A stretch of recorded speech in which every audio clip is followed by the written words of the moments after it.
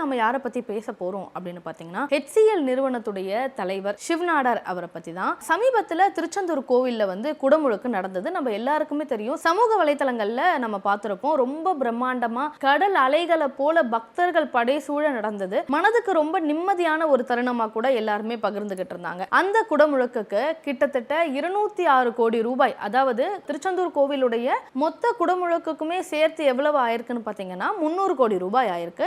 அதுல பெரும் தொகையா 206 கோடி ரூபாயை வந்து நிதியா வந்து HCL நிறுவனத்துடைய தலைவர் சிவ்நாடார் அவர்கள் கொடுத்திருக்காரு. அப்படி கொடுத்தது மட்டும் இல்லாம அந்த குடமுழுக்கோட பத்திரிகையில கூட என்னுடைய பெயர் வேண்டாம், வாமா சுந்தரின்னு அறக்கட்டளையுடைய பெயர் போட்டா மட்டும் போதும் அப்படின்னு சொல்லிட்டாராம். இது மட்டும் இல்லாம இன்னும் பல கோவில்களுக்கு வந்து திருத்தொண்டு செய்து கொண்டு வராரு. திருச்செந்தூர் கோவில்ல பாத்தீங்கன்னா ராஜகோபுரம், அர்த்த மண்டபம், அன்னதான கூடம், முக மண்டபம், இது மட்டும் இல்லாம முருகரை பார்க்க வரக்கூடிய பாதசாரிகள் நடக்கிறதுக்கான நிழல் குடை, இது எல்லாத்துடைய செலவுமே இவர் தான் பண்ணியிருக்காரு. இவர் எந்த அளவுக்கு ஒரு ஆன்மீகவாதியா பார்க்கப்படுறாரு அப்படின்னு பாத்தீங்கன்னா முருகனை பார்க்க வரக்கூடிய பக்தர்கள் கூட கஷ்டப்படக்கூடாது அப்படின்னு நினைக்கிறாரு. குடமுழுக்கு ரொம்ப பிரம்மாண்டமா நடந்தது. ஆனா இந்த குடமுழுக்குக்கு அவர் வந்துட்டு போன தடயங்கள் கூட பெருசா நமக்கு கிடைக்கல.